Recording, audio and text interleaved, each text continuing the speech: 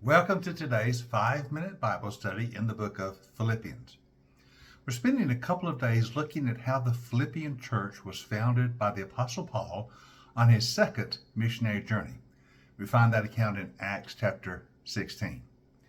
Now, yesterday we saw two notable conversions in Philippi in Paul's early days of ministry there. One was Lydia, who was a dealer in purple cloth, and the other was a slave girl who was demonized and told fortunes, and Paul set her free. Now, the third convert we're told about is the Philippian jailer. Now, after Paul set the slave girl free from the demon, her owners, upset with Paul, had him thrown in jail. And so we find Paul in the Philippian jail that night. Let's start the reading at verse 25. It's about midnight, and Paul and Silas are praying. They're singing hymns to God. The other prisoners are listening to them. Suddenly there's a violent earthquake. The foundations of the prison are shaken. At once all the prison doors flew open and everyone's chains came loose. The jailer woke up. He saw the prison doors open. He drew his sword and was about to kill himself because he thought his prisoners had escaped. But Paul shouted, "Do not harm yourself. We are all here." Now, the Philippian jailer was more than likely a retired Roman soldier, an officer. And in his retirement, he serves as the jailer for the city of Philippi.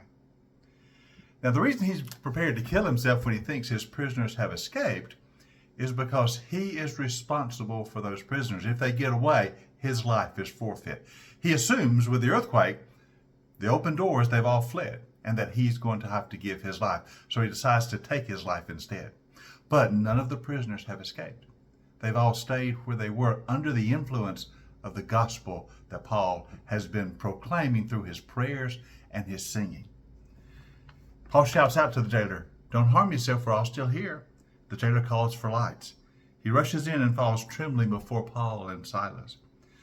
He brings them out and says, "Sirs, what must I do to be saved?" In Paul and Silas, he has seen the power of God. And his question is, how can I be saved? How can I experience from God what you obviously know in your life? And they reply, "Believe in the Lord Jesus, and you will be saved, you and your household." And they spoke the word of the Lord to him and to all the others in his house. And at that hour of the night, the jailer took them, he washed their wounds, and immediately he and all of his household were baptized. The Philippian jailer wants to know how to be saved, how to become a Christian. Believe in Jesus. You're saved simply by faith. Put your trust in Jesus. He does. He's converted and he leads an entire household. That is his family and all the servants connected to his household. They all become believers and they're all baptized that very night. So in Acts chapter 16, we're told about how the Philippian church was established, and we're told the story of three notable conversions. Now, there are many other people converted. Many Philippians became believers. A vital church was established. But the book of the Acts tells us about three of them. And notice how these converts came from all levels of society. The first convert was Lydia, a well-to-do woman with a prosperous business. To deal in purple cloth means she was wealthy and she had a prosperous business. That's one level of society. The second convert is a slave girl at the very bottom of society economically. A slave girl who is demon-possessed, but Paul sets her free by the power of Jesus and she becomes a believer. And then the third convert, of course, is this Philippian jailer.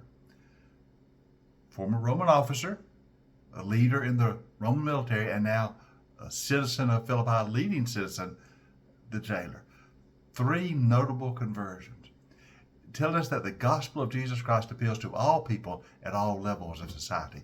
And so the Philippian church is established in a powerful way by the demonstrated power of God by signs and wonders. We've seen a demon girl set free.